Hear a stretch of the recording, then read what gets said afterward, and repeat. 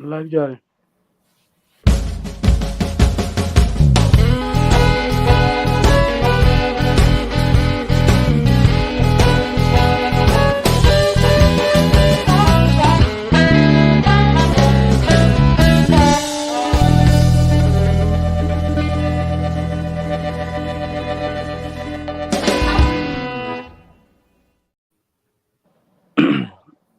Bismillahirrahmanirrahim. Folks, this is Farooq Mirza, your host from Fourth Pillars TV USA's program, Washington Global Forum. We welcome Professor Dr. Golam Mujtaba Saab in the show. He is connected with us from Queens, New York.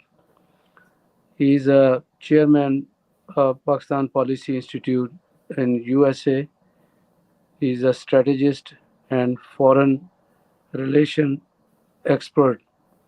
Dr. Saab, thank you very much for coming to the show.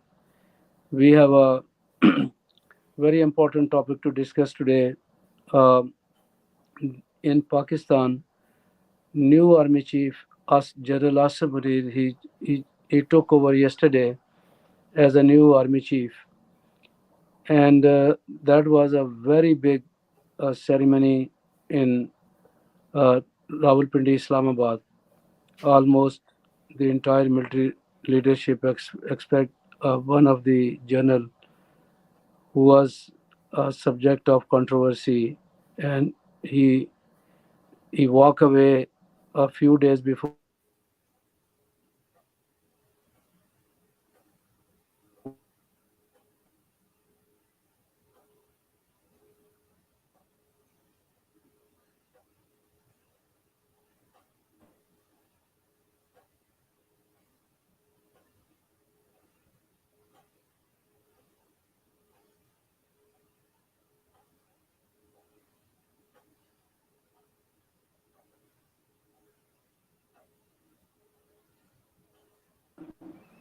I think. Okay, thank you very much. There was a little interruption in the internet. We apologize for that. Dorsa, uh, are you listening to me? Yes. Thank you very much.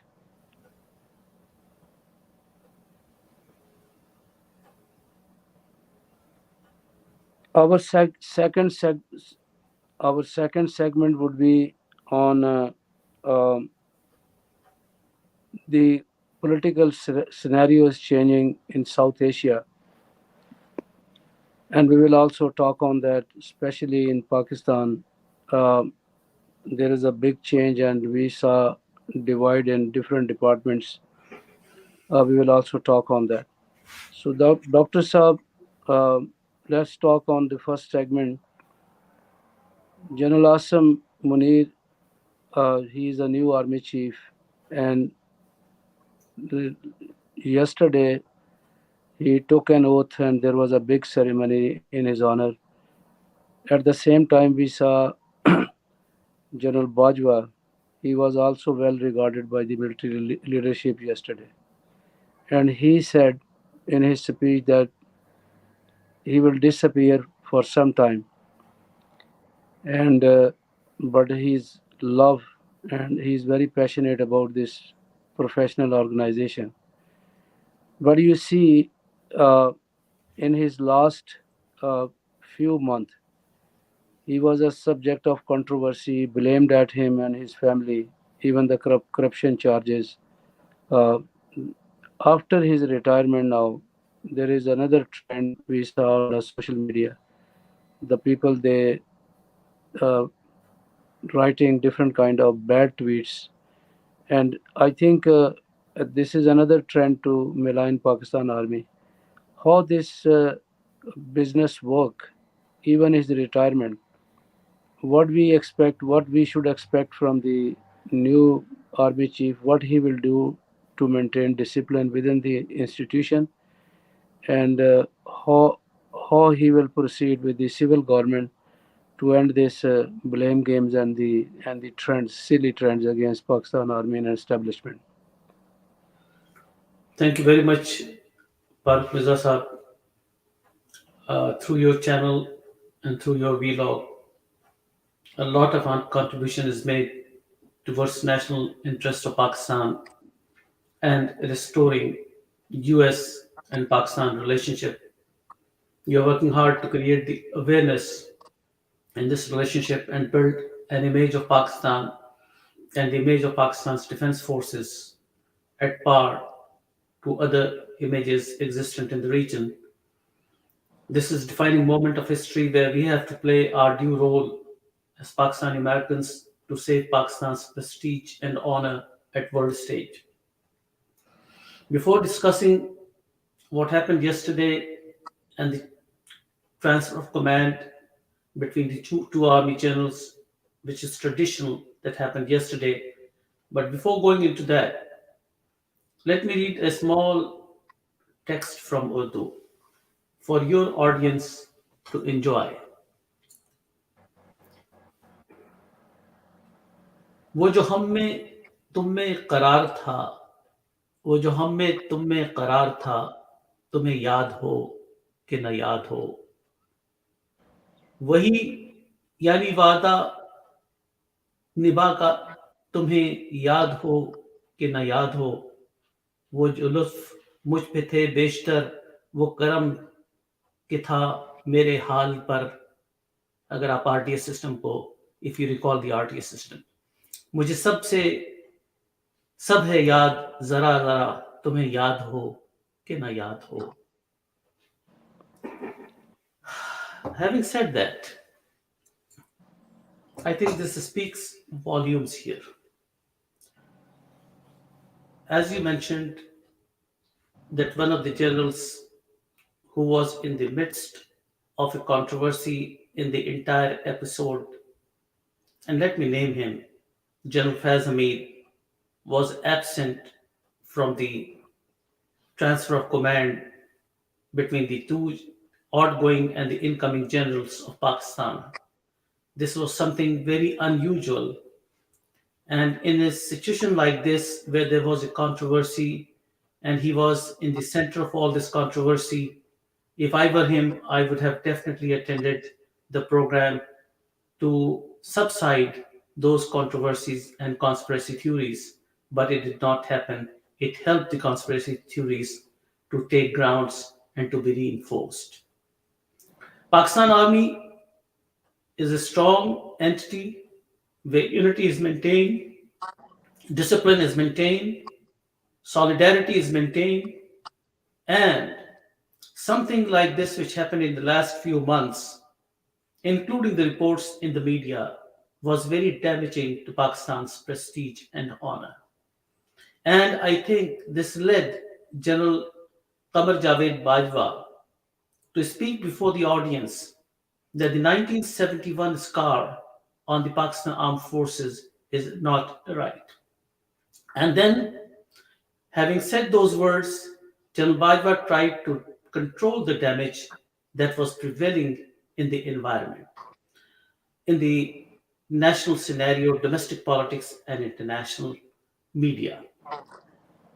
With this note, whether it was a political defeat or it was not a political defeat, what General Bajwa insisted that the battleground forces were strong and Pakistan remains strong today in fighting on the battleground.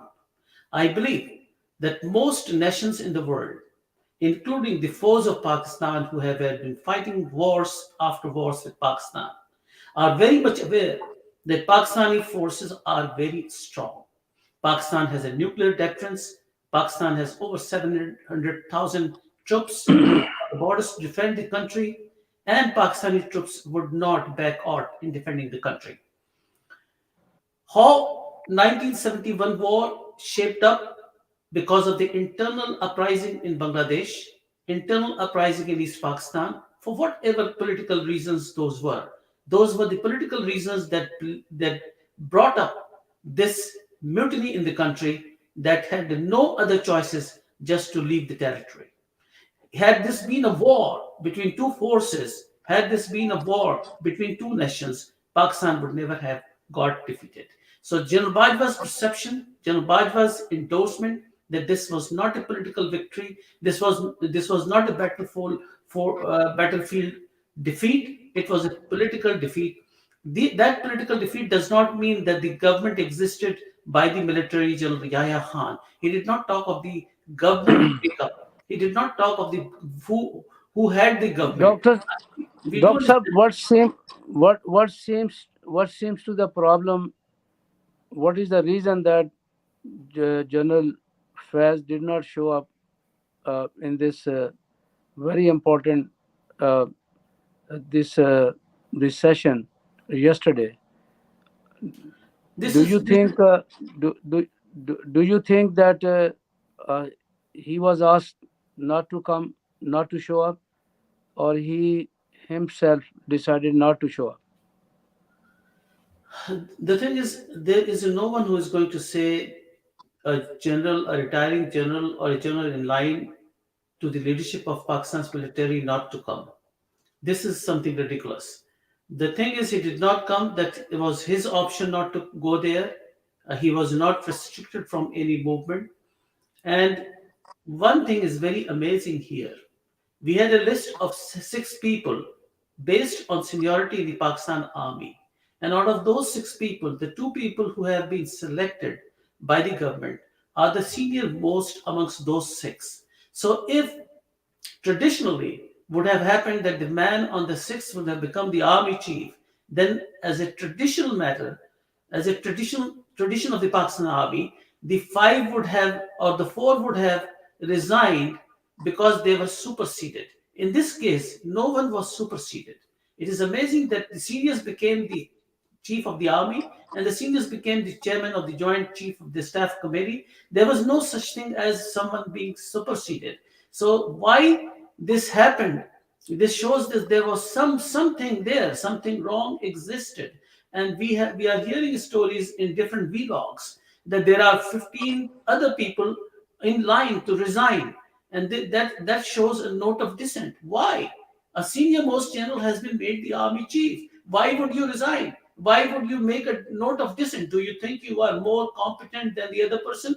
If so, what is the scale of knowing it that you are the most competent person to be brought in as the army chief? You did not show any talent except a cup of coffee at Serena, Kabul, and that created a lot of raw, that created a lot of problem for Pakistan in the foreign affairs. And this is something that did not help Pakistan. You went to Serena, Kabul, when even the Taliban did not take over. Who was in control of Afghanistan? We did not know. We did not know who controlled the region, and yet you showed up at Kabul airport with confidence. That means you had ties with these organizations who were involved in activities subversive to the state and the region. And that is something that has had been a scar on Pakistan's foreign affairs. India has had been claiming that Pakistan is involved there, and we have had been saying no, Pakistan is not involved. By your showing the face at Kabul, you showed that yes, you were involved or you had some sort of ties there.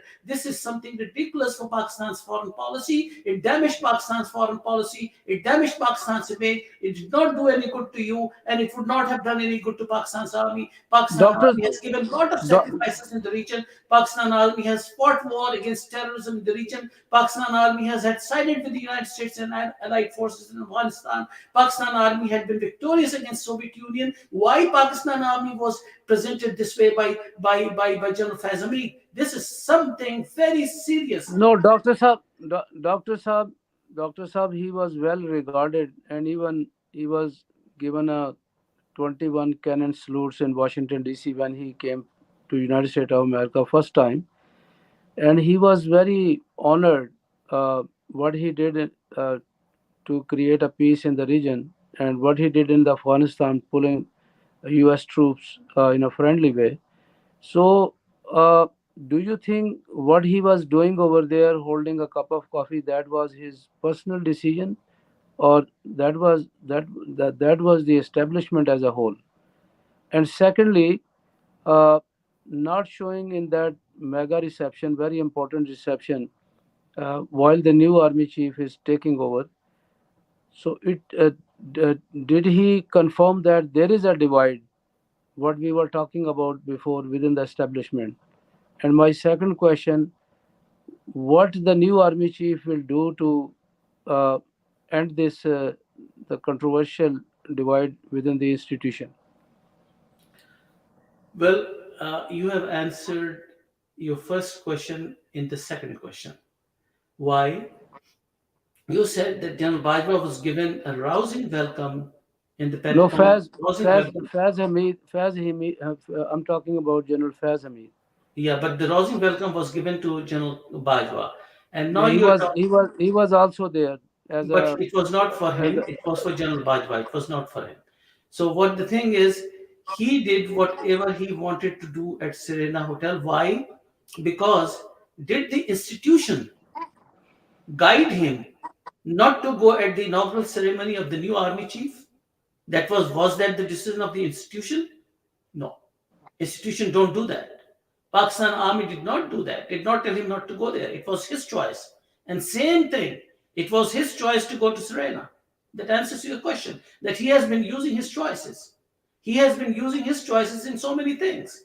And so many things came up, not only conspiracy theories, but a lot of witnesses came up. And they said this is what he did.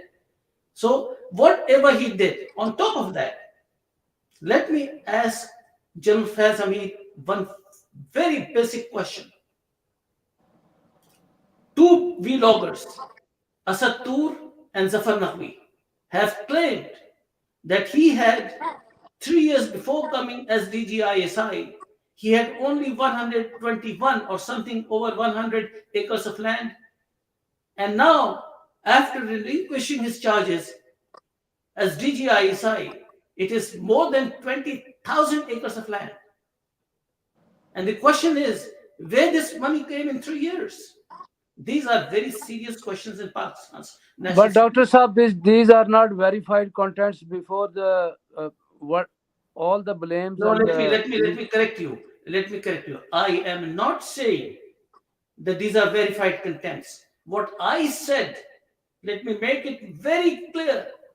I said that it is incumbent upon General Faiz Hamid when these two vloggers, Zafar Naqvi and Asad Tur, very reputed, known nationally, no, they Dr. have Saab, they are charged, not. they They, have Dr. Saab, charged, they, they Dr. have Saab, these charged General guys, Faiz Hamid on a Dr. very Saab, serious Dr. issue. Saab, these It is guys. No, incumbent don't. upon him to respond to to these charges. Yes, Dr. he Saab, should Dr. respond. Saab, It's these guys, Pakistan's national security at stake.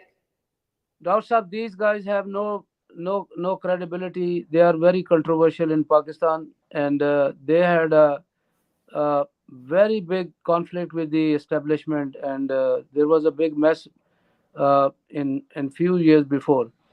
So the ISPR, uh, we But heard that but they deny if a they deny. charge like this is brought in a respected and decent society like the United States, and it comes in the media, it has to be investigated. Okay, okay, let's talk on this in a different way. Because as I said that these blames they are not verified yet. We did not hear anything from the establishment and the ISPR. Only we heard that the ISPR they deny uh, ISPR the, has no they obligation denied to they denied respond on an outgoing general. ISPR has no obligation on that sir legally. listen to ISPR me. would only respond to the serving generals or the credibility of the institution, not a retiring But general. anyway, but anyway, still we don't know what exactly. But another question I will ask to you: We can do skip you the think question. the We can skip the technically question, but the technical question remains a topic of discussion in the entire of Pakistan. no, okay, I will let you answer this one, but I will ask you a question in a different way. Do you think an army general in a uniform and after he took over, he walk away and without uniform? So I'm talking to you. What is the technical reason? Can you explain to me? Do they think that if they are not in the uniform, they cannot be trial uh, or court-martialed in the institution? Or do you think this is the only very reason they walk away? In law, there exists a precedence in law, and all judgments are based on precedents and references in law. It is a common sense. In the United States District Court, in 1940, a case was presented where the question was if a retired person could be court martialed for his activities during being in uniform or after taking out uniform. So the Supreme Court responded, the Circuit Court responded, after any crime committed after leaving the office in an active duty, the person cannot be court martialed. And in this case, it is a very good case and a textbook case if he could be court martialed based on charges of RTS system, based on allegations and accusations just now made on his properties coming above his means and source of income. That is important, and it is not one charge on that. There are a number of charges on General Fazamir on massive embezzlement of funds. If these charges are of serious nature, Pakistani public opinion and Pakistani public are discussing these things. The RTS is a common debate in Pakistan. In the Senate, PTI was in minority, and PTI became a majority by winning the elections of the chairman of the Senate. And there is a charge on him. There is a charge on him that there was a camera installed in the ballot box. These things do exist. In the existence of these serious charges and charges of severe nature, this has brought a synergistic effect when Imran Khan, in his speeches and in his discussions, has always pleaded General Fazami to remain in power as the DGISI. What was the issue there? What was Dr. the Saab, clash of interest and conflict of interest here? These things are very important in national security. It cannot be hushed up. I'm sorry, you cannot hush up these serious issues. These issues are very dangerous for Pakistan. That's why Pakistan's army has been portrayed in a way that it was divided. Dr. Saab, These things have to be addressed. And the new army chief, Pakistan's judiciary, and Pakistan's government has to make an investigation. Why these theories propped up in Pakistan? Why Pakistani newspapers and media reflected news that showed a divide in Pakistan army? And who was the general who was responsible in bringing this thing? This is a serious thing. It's not to be hushed. Dr. Saab, No proof. No, this needs an investigation and a thorough investigation. Dr. Saab, previously, the Pakistan Army even tried to register an FIR, but the High Court they rejected and gave a relief to the accuser.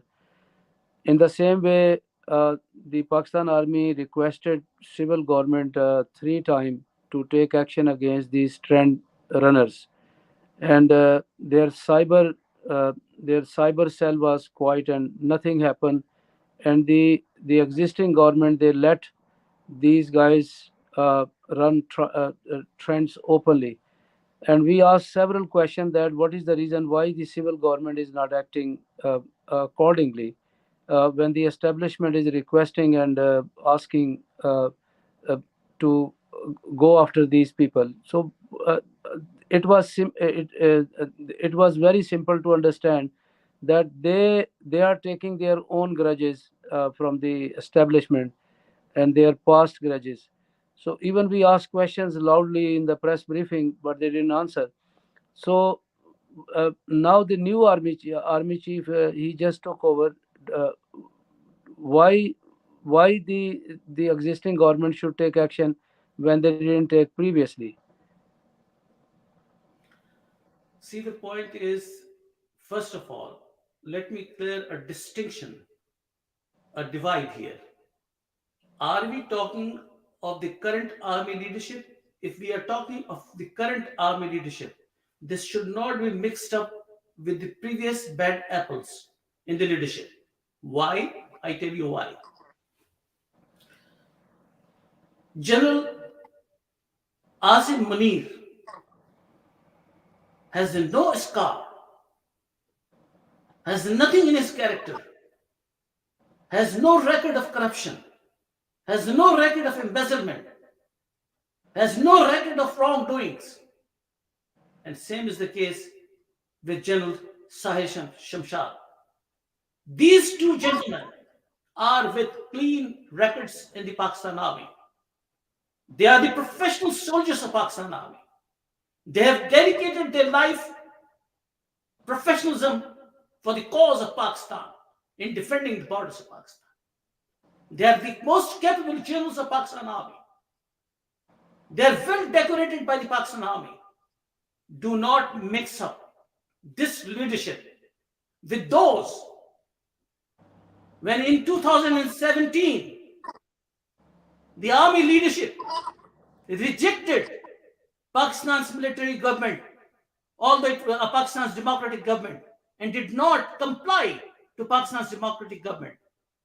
Do not tell me that in the past so many things wrongdoings have been done, including Fazami, which these charges, allegations exist.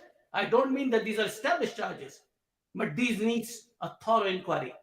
The dharna in 2017 and 2014, there is Dr. still Saab, it a mark means on that. We doc, do remember that in 2017, the TLP were handed over money, cash money by Pakistan, by a general. Is this democracy? No. So Dr. Saab, there are wrongdoings on both parts. I believe that the new leadership, and I'm fully confident that the current leadership of Pakistan Army would not indulge Pakistan into such a mess that has been going on for the last 10 years. Dr. Saab, you meant to say the new army general, he will not shop around and collect funds from the foreign countries and the friendly countries I did as not say Bajwa that. was doing. I did So not say that. This he is will not no, act no. like I a did not. finance minister. No, So neither I if they will criticize not him. do I that, thought Dr. Saab, let me ask the question, please. If he will not do that, how Pakistan will survive? Because the because because the world don't trust the Pakistan's political system, and due to their corruption and due to their nonsense in the politics, you know what happened uh, in the economy? It's a total disaster. Pakistan has no money, and if the if you just promote the professionalism, I I appreciate it. But right now, I think the new army general should maintain the same routine, or he should go back as General Bajwa was doing to help Pakistan to make it a stable, financially stable. what's your If question? they are not doing, No, but then what what's will your happen? question, Farooq Mirza sir? What's your question? If your question is that what I was talking about for professionalism, that meant that Pakistan's journalists should not respond to Pakistan's national calamity, Pakistan's economic crisis, Pakistan's foreign policy. I did not say that. How did you come up at this? I only referred to you that the wrongdoings of the past should not be attached to the new leadership. That is something that has gone into the past, into the chapters of history. We should not talk of the past of the RT system. We should not talk of the past of the chairman election pollings in the Senate. We should not talk of the dharna and paying money, cash money in Faizabad. I'm not talking on that. I said these were the wrongdoings of the past leadership, and we do not expect these wrongdoings in the current leadership. I'm very much confident of that. I'm praising Okay, these thank you people. very much. But, Okay, but Doctor. having said that, I never said that Pakistan's army should back out on issues of national politics. So it I'm not also saying that means, Pakistan army Doctor, should be Doctor, neutral when there is a crisis in Pakistan. I'm not talking of that. Doctor, Doctor, we talk about neutrality in our last segment in few days before. Doctor, should we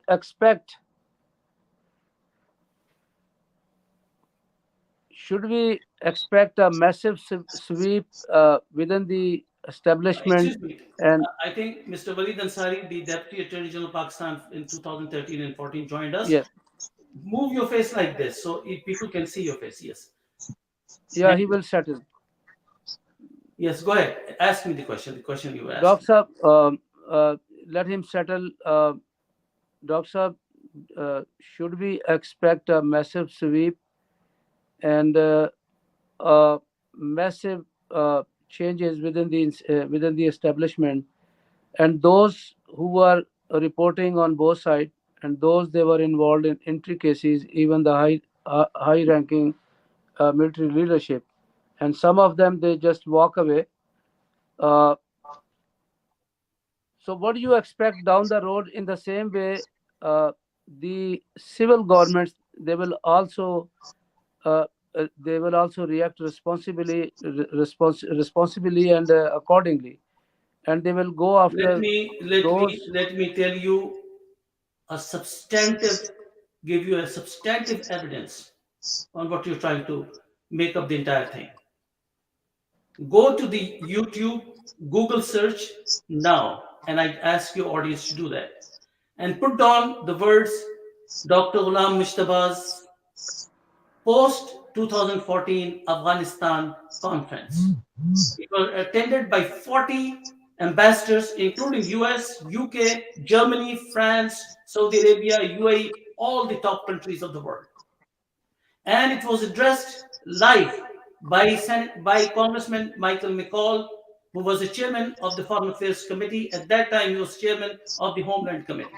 It was addressed by Miss Joanne Herring, who was the icon of the Soviet war and the Soviet invasion in Afghanistan and was from the US side who helped General Zia at that time. She also addressed that. In that very conference, I quote, the US Congress wants to give $55 billion of hardware aid to Pakistan. Unquote. This was, I was told by the Congress to give offer to Pakistan. This went unheeded. It was not responded. Why? In 2018 onwards, in 2019, there were people within the army who asked General Fazamir to respond to my efforts in rebuilding US relationship. He did not respond. This is a very serious allegation I'm making on your TV program now. I am personal victim, having worked with thousands of dollars for Pakistan to build up Pakistan's relationship and get Pakistan funds. They did not heed to the request. They did not answer the questions because they had other motives. They had other motives. They wanted to damage Pakistan's relationship with the United States. And today, I must tell you that the United States supported Pakistan even in those days, and I was involved when the war between India and Pakistan was averted, a nuclear war. It was the US that said these things did not appear in the press because we are not supposed to say at that time. Dr. Saab, you I made a tell very you at this sincere. time, the Pakistan's military leadership it has to face a great challenge. And Dr. Saab, that challenge is on the 20th of December, 70% of Pakistan's oil reserves, that includes diesel and gasoline, would be depleted. And now Dr. Saab, we will come one back more to. thing. Now let me go one more thing. In January, these entire reserves will be depleted, no matter what Ishaq says. That is not true. I must also tell you, no, try to. Dr. Saab, this is the new segment. We will start from there. You did very well to strengthen Okay. Pak-US relationship, and this is all documented, recorded, and everybody knows. Even the establishment in civil government, they also know about you, and I believe you will continuously doing this one. Let me come back to Walid Ansari Saab. Walid Ansari Saab, thank you very much coming to the show. You are very busy. Uh, Walid Ansari Saab, he is a former Deputy Attorney General Pakistan, very brilliant attorney. Uh, Walid Saab, I will ask you a question. Please give us in a legal perspective. We were talking about a divide within the establishment, and repeatedly the establishment asked the federal government to go after those trend runners who they are malign Pakistan Army establishment, and on personal level, and posting, publishing unverified contents, and lot of blames. But the federal government, they didn't take any move, and seems like they are enjoying what's going on, and they are scoring their personal grudges within the establishment. And technically and legally, it's in the constitution. When people run trends against a judiciary and the establishment of Pakistan Army, the civil government reacts. If they won't react, what is the legal implication, and Yes, well, thank you. Very pertinent question. But I don't think there is exactly any punitive action that is proposed to be taken, in any written law. But there is certainly that if you are Yes, yourself Ansari Sahab. involved in We have a little interruption. so-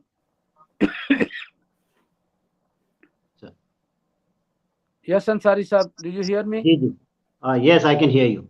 I was saying that if anybody personally or as a group are involved in anti-state activities, of course the law takes its I think course. he has a communication uh, issue. No, we don't have a communication issue. It's on your side. Go ahead. Doctor Sahab, Yeah, Can can you you hear hear me? me? yes, I can hear. We can all hear you. You are okay. Doctor Sahab, if I you can hear hear me, you. you can. Okay, please go ahead, sir. So I was saying that the law is clear that anybody involved in state activities will face the music. But these trained, I would say, groups or they have it's an organized system whereby attacks are being orchestrated against government institutions, especially against the judiciary and the military, and even against government or departments of governments. The reason behind these attacks is to create chaos inside this country, to make people despondent, that they lose confidence in their own government, in their own institutions. And this is softening a society before any, I would say, political or even disruptive move is taken within society to, as they say, rock the boat. The state should have responded to those demands by the military or the establishment to try and keep a check on these, but it looks like the many elements within the government were themselves involved in this tirade against political and economic and social tirade against the institution of this country. And institutions include everything. Parliament was lambasted, politicians were lambasted, and so were the military and the political parties and the judiciary. Uh, if a government is not acting on that behalf, then I think the legal course would be a no confidence vote against that government because there is no provision for such inaction. Yes, if drastic situations take place, then we know what happens in Pakistan. There's always a serious intervention that puts a stop to erosion of confidence in or security within the borders of the country. And I think that was kept aside and nobody went that far. But Munir Ansari Sahab, I will ask you another question. You were a little late. I will ask you very straight question.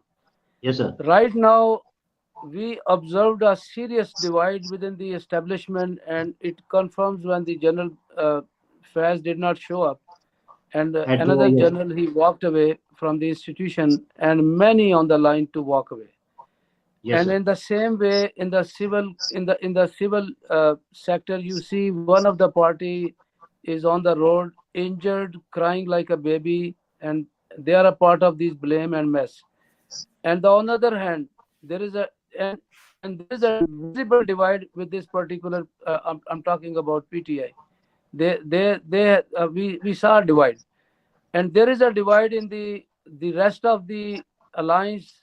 Uh, Now they are ruling federal government. They have a different voices, and the public at large they are scared as a whole, and they are in chaos. They don't know what to do, and in that situation, and nobody is moving. And do you think uh, someone should take over forcefully and impose or implement or design a new setup, an interim setup, and they should fix and everything, a political economy and the establishment, and after that they should go for the election, because right now we don't have a money. And the doctor Saab, he just said that like down the road a month, we don't have even fuel, and we don't have any money. And at the same time, we are talking about the professionalism. It means that the new army chief, he will not go to collect funds for Pakistan as General Bajwa did. So what do you think in how you respond in this situation? Well, it's a very comprehensive and very good question. And as much as maybe personally I would see something in that light, the thing is whether the constitution allows such a recourse. The problem with this country is that it has been over 70 years and has been unable to stand on its feet.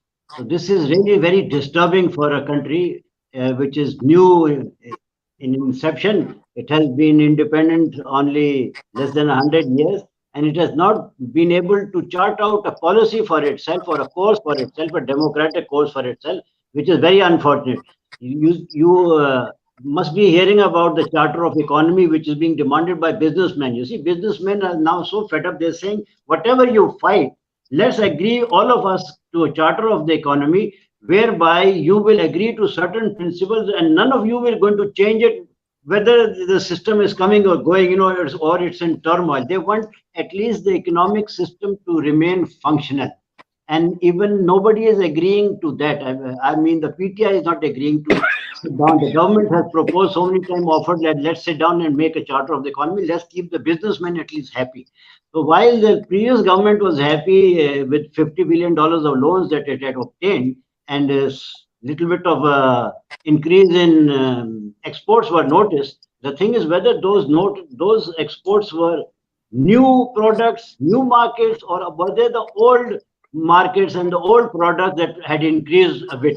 So that increase we must see is only going to be limited, and that if euphoria that they drummed to the world and everybody each in the country that the exports are going so high, was it sustainable or not? This has to be seen by economists and even by political scientists to know what the real position is. As far as the divide in the military is concerned, that's very unfortunate because it's a professional organization, and generally everybody they go by the book and they follow their institution and they uh, move in consort, in a group. And whatever is going to be the policy announced, it is followed because the military they say is for you to do and die, not to question why. And Mr. General Faiz Hamid, by remaining away from the ceremony, did not set a good precedent. You see, you were going to resign, okay, he should have done it. He was not obliged to resign. He was not superseded. He could have continued till next year, I think, when he resigns, when he was going to retire. But the new system that you're talking about to forcibly implement, it looks like this country really needs something like that. But the thing is, it should be broad based if any such situation is envisaged. And it should be, party should be on it. Either it could be a national government or it could be some sort of a, uh, should I say, a political coalition between various institutions of this country with focus of where this economy and where the political system is going. The fighting in between, so politicians are always fighting. They always have their own viewpoints, their own agendas. They have their own constitutions. They have their own vote banks. So they may go in a certain way and they may compete with one another. But as far as the state is concerned, there should be a system whereby the state security is ensured, the economy is made solid, and disruptions are avoided as much as possible. Dr. Saab, the same question to you. At the same time, our audience, they like your tie, and I will talk to you about this one later on a personal level. And you look very smart as well. I have a note on my notepad, so thank you very much. Secondly, how you will respond to the same question, Dr. Saab? Uh, Mr. Walid Ansari has put forward a detailed explanation and expressed his views, and the contents that he gave is exactly right. But There are certain things that I would like to add here. One, what is Pakistan's major and current problem? If you look to that, the current problem is no money in the treasury. That is the problem. The problem is not to change faces. The problem is not to overhaul the government or to overhaul the leadership. The problem is where will you get the money from? If a man is thirsty, he needs water. You can give 2000 stories how to make up a syrup, how to make up a soft drink, how to establish a factory. You can give those stories. That's not going to help the thirst. Pakistan needs money, and today, Pakistan needs money for LCs. And now you are talking of businessmen in Pakistan. The second question is, who are the stakeholders in Pakistan and Pakistan's economy? That is the next important question. The stakeholders in Pakistan's economy, in the $45 billion of annual budget, $30 billion from overseas Pakistanis. So the stakeholders in Pakistan's economy are the overseas Pakistani or the Pakistani diaspora living abroad. Did you take the views of Pakistanis living abroad, what their views are? Now, the stakeholders, aside from $30 billion, are the donors of Pakistan who are providing aid to Pakistan. Who is providing aid to Pakistan? Not the loans on compound interest. United States of America. The US has provided over $100 billion in the last 70 years. Now, the next stakeholder after the Pakistani diaspora is the United States of America. Dr. Saab, that was the past we talked this one repeatedly. Mike, another question to you. No. I'm bringing this book to you. No. I'm coming back to you. I'm coming on this. I'm coming back. I'm coming on this. It's not over. It's not over. I will. No. I will ask you one question. Because whatever the United States gave to Pakistan to support collision sport to military. No, I did not say about the United States. I said there are two issues here. One issue is who are the stakeholders of Pakistan. One issue. And what is the need Pakistan has? These are the two fundamental questions. It is not the United States. You are taking it to a wrong direction. What is Pakistan's need? Thirst, money. Who is the stakeholder? The overseas Pakistanis and the United States. Did you ask the stakeholders as to how they would address this issue? Because they are the suppliers and providers of Pakistan. Those who are supplying Pakistan and providing Pakistan, did you ask this question to them? You are asking questions to China. You are asking questions to Russia. You are asking questions to all those Tom, Dick, and Harry. You never asked these questions to overseas Pakistanis. You never asked this question to the stakeholders of Pakistan. Why? May I ask you why? Why are you skipping this question? Why are you trying to evade this question? This question is the fundamental question here. It is not the Pakistani businessman who could not earn more than $5 billion a year in revenues. With 21.5 crore population of Pakistan, not even 5 billion are earned by these people. And with 5 people living abroad, they are giving you $30 billion. What are you talking about? How can you evade this question? This is the basic problem that Pakistani establishment has. They try to evade the fundamental question. Those who are the foundations of Pakistan, you cannot ignore that. But right now, Dr. Saab, what's going on in Pakistan? There is a political mess, economical mess, and these the the nonsense in the market, and nobody. I just asked you. There is a divide in each sector, and the simple reason is that world don't like to trust our No, our world is existing. not world that don't like to trust. No, this is a wrong statement. World like to trust Pakistan. And I tell you why. The United States passed Foreign Corrupt Practices Act, FCPA, in 1977 after US firms were reportedly found using bribery of foreign governments, illicit funding. Pakistan's, in this very book, which I write here, there are 500 to 1,000 pages here. And of those, half of those pages are on Pakistan's corruption.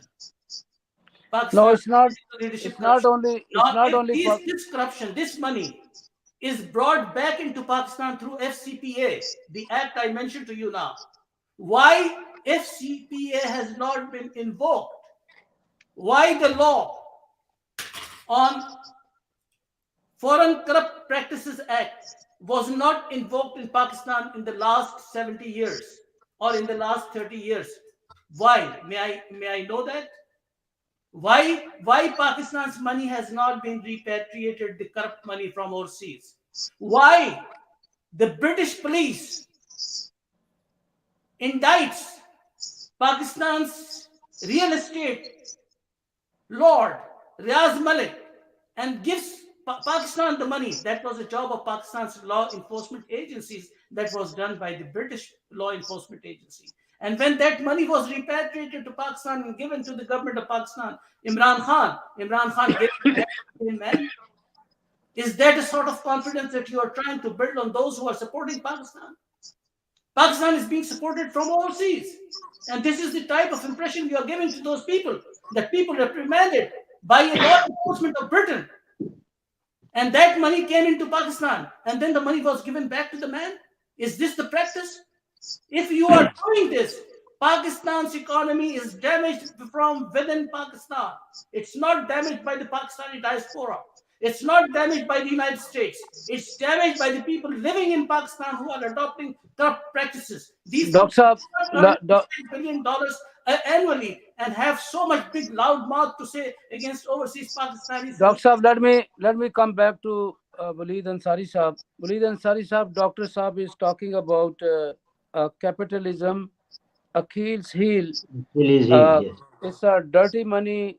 It's a book right now available in the market, written by Raymond W. Baker. So what Dr. Saab is trying to say, this book, most of the contents written in this books, the same contents were presented to the courts, our courts, and most of them they got relief because there was no credible proof, or the investigator they couldn't make good work.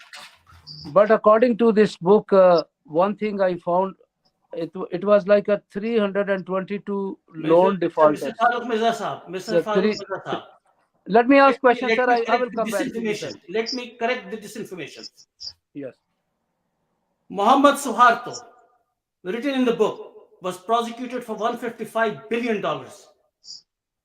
Ferdinand Marcos, written in this book. Dr. Saab, let's Right talk here. about let's talk about And hold on. No disinformation here, please. I have the book right here. No disinformation on this.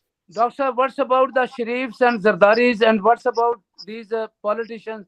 They were released on bail, and even they left the Pakistan. Not based on the documents here. These politicians. No, not I'm based talking on the about the documents. Let me tell Pakistani you, Farooq politicians. Mirza Saab, there are two things.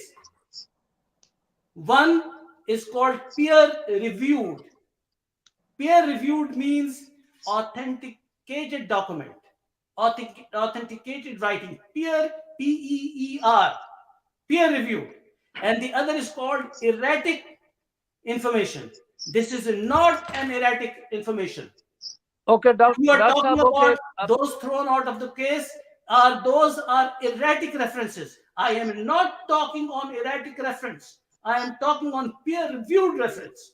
on Okay, Pakistan. Doctor, I'll come back to you. And Let and me, let, and Pakistan has accepted Pakistani politicians that $200 billion of Pakistan's illicit money has Doctor, gone let me, overseas. let me There come is back. no Doctor, let me dispute come on back that. to you.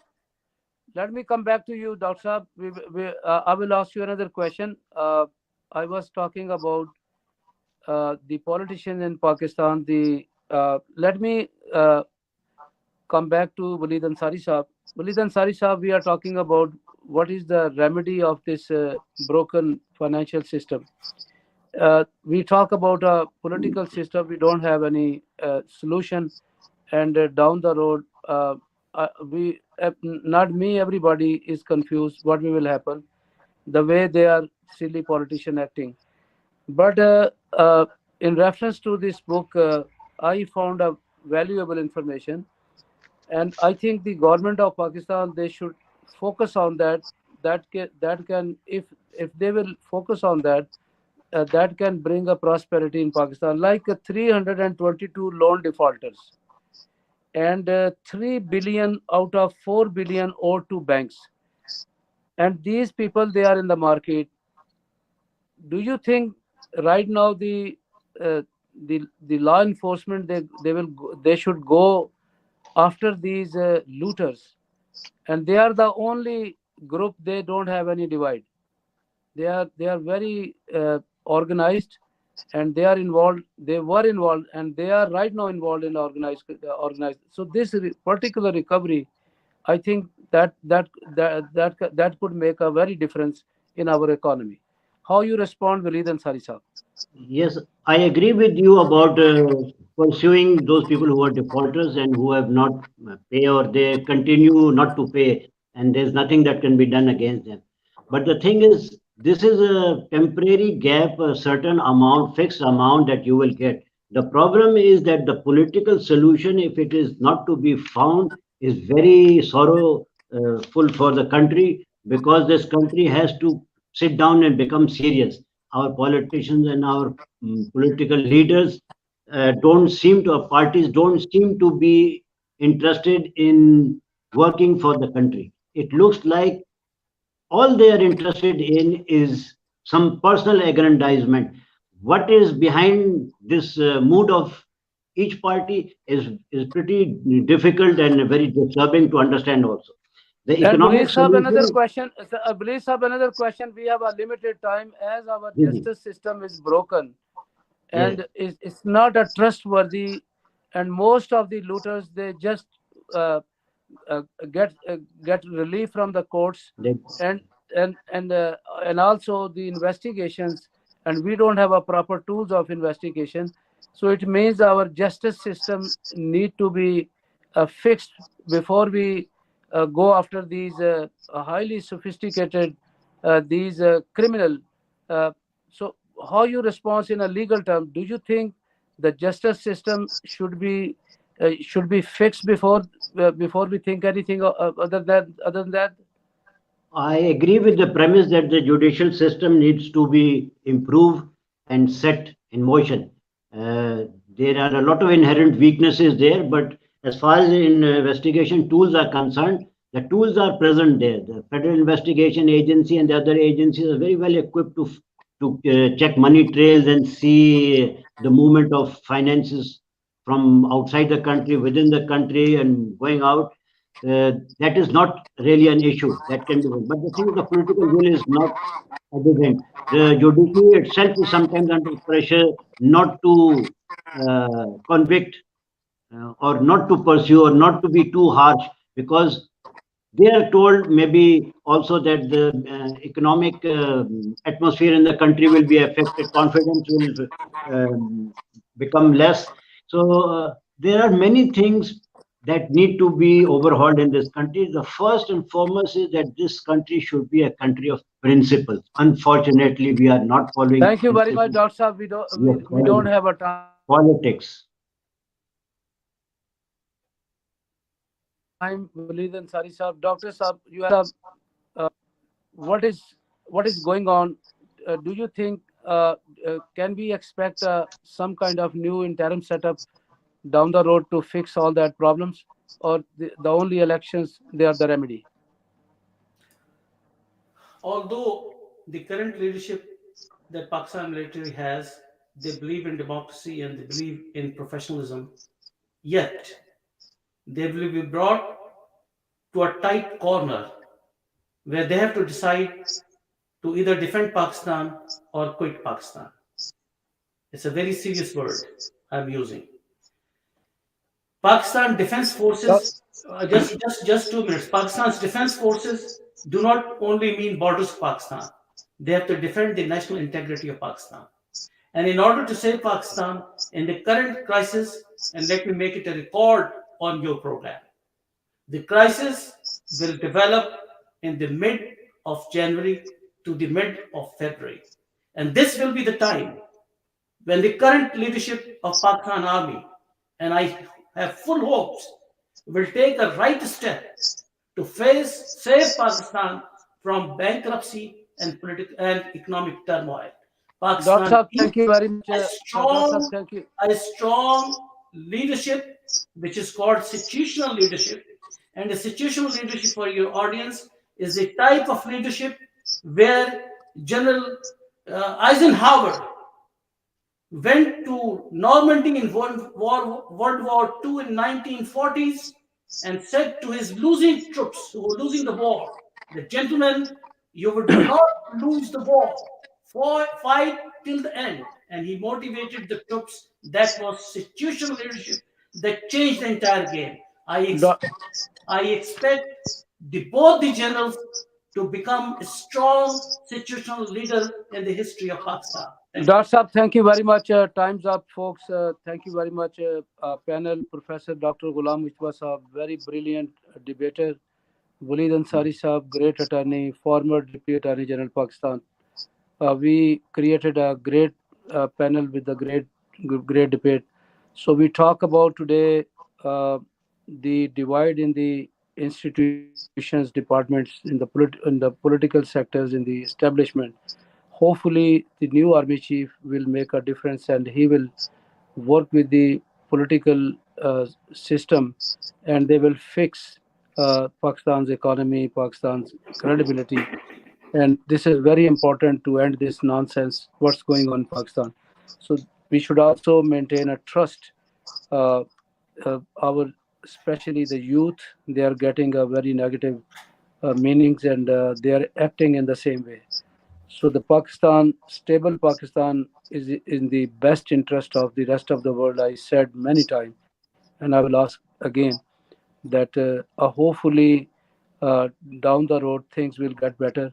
So we also expect that the federal government, they will also act responsibility, and instead of taking grudges, and they should work, and they should at least impose laws and go after that elements they are ruining Pakistan's image. And the diaspora, as Dr. Ghulam Mujtaba mentioned, very upset about that. When we see these melodramatic situation in Pakistan, and bloodshed on the roads, and the nonsense in the politician, their statements, so we become very disappointed. And in the same way, the diaspora is very reluctant, as they don't trust on the present the system. So hopefully, when there would be harmony between the departments, and there would be togetherness within the political these sectors, I think things will get better. So, folks, we will come back with a new topic. So now, thank you very much.